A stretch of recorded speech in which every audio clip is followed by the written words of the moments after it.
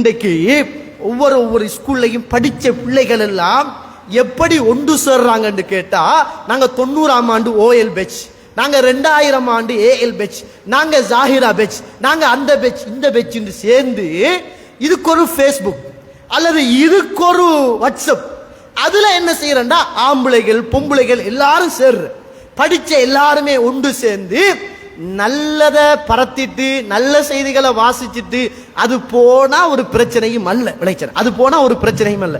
அங்க என்ன குர்ஆனையும் அனுப்பி சுன்னாவையும் அனுப்பி பயானையும் அனுப்பி அந்த குரூப் களை கட்டுது சொல்லுங்க. சுபஹானல்லாஹ். அங்க விரசங்கட்ட வார்த்தைகள், மோசமான காட்சிகள், மோசமான காட்சிகள்.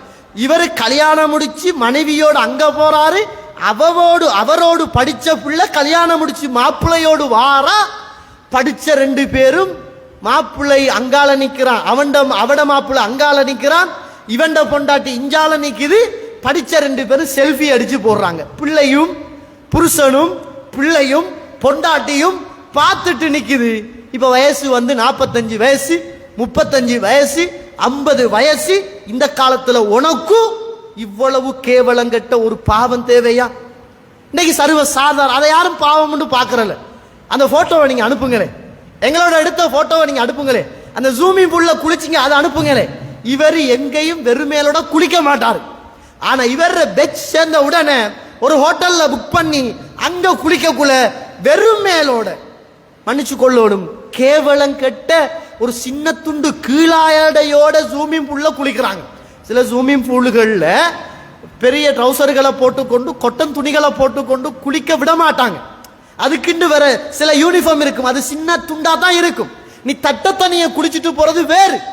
ஆனா அதுக்குள்ள இறங்கி நின்று மறைக்க வேண்டிய பகுதிகள் எல்லாம் நலைந்ததற்கு பிறகு அதை எடுத்து செல்ஃபி அடிச்சு அதை எடுத்து ஆம்பளையும் பொம்பளையும் இருக்கிற குரூப்ல போட்டு நாங்க இத்தனாம் ஆண்டு நீங்க இத்தனாம் ஆண்டு என்ன நீ பாரு ஒன்ன நான் பார்க்கிறேன் என்று சொல்லுகிற அளவுக்கு பெரிய ஒரு ஹராத்தை செய்துவிட்டு திருப்திப்படுகிற சமூகமாக நம்முடைய சமூகம் மாறிப்போட ஒரு பயங்கரமான ஒரு காலகட்டத்தில் நானும் நீங்களும் வாழ்ந்து கொண்டிருக்கிறோம். மறுப்பதற்கு அல்ல, அல்லாஹ் அருள் செய்த நல்ல உறவுகளை தவிர.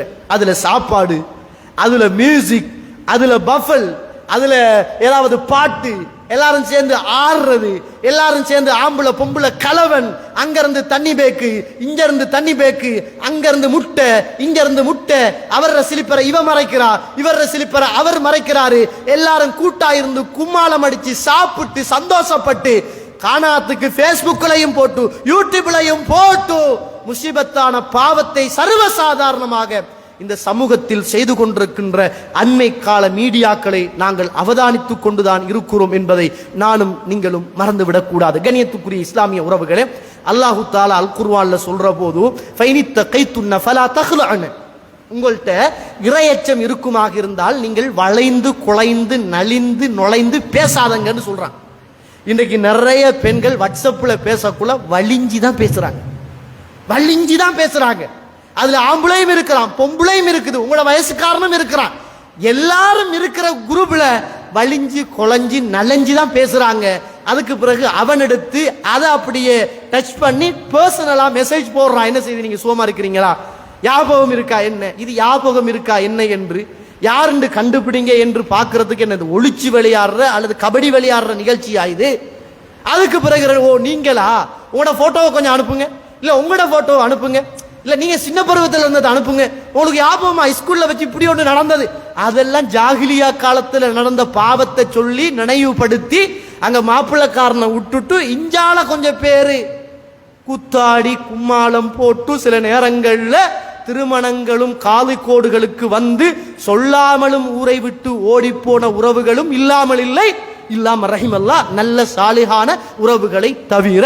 அவ்வளவுக்கு மிக மோசமான ஒரு சமூக ஊடகமாக இன்றைய ஊடகம் பயன்படுத்தப்படுவதை பார்க்கும். நல்லதுக்கு பயன்படுத்துறாங்க, ஒரு ஜனாசா செய்தி அல்லது ஒரு குடும்பத்தில் உள்ள நல்ல செய்திகளை ஒரு வருத்தத்துக்கு உதவி செய்கிறதுக்கு அல்லது ஒரு கலெக்ஷன் பண்றதுக்கு அல்லது ஒரு பயான கேட்கறதுக்கு அல்லது ஒரு குர்ஆனை ஓதுறதை கேட்கறதுக்கு ஒரு பயணம் போற நேரத்தில் இந்த பாட்டுக்களையும் மியூசிக்களையும் பார்க்காம அல்லாஹ்வுடைய சிந்தனைகளோடு எடுத்துக்கொண்டு போகின்ற நல்ல மீடியாவை பயன்படுத்துகிற இந்த பெண்கள் சமூகத்துக்குள் பெரும்பாலானவர்கள் இந்த பாவத்துக்கும் அழைத்து கொண்டு போகிற ஒரு பாதாளம் நிறைந்த ஒரு காலகட்டத்தில் நானும் நீங்களும் வாழ்ந்து கொண்டிருக்கிறோம் என்பதையும் நினைக்கக்கூடாது, மறந்துவிடக்கூடாது.